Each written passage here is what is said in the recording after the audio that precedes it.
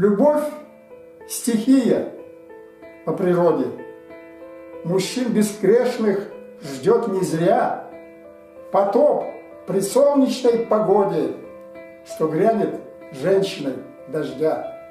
Она придет, как наводнение, и, затопив души луга, поднимет бурю и волнение, разрушив сердце берега.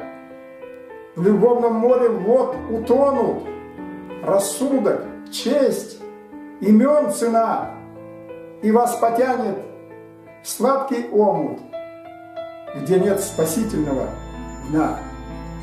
И в это бурное ненастье, забыв про все на свете, вы, познав впервые, что есть счастье, не пожалеете главы. К своей Голгофе и распятию любовь пройдет тернистый путь благословения и проклятия, познав божественную суть.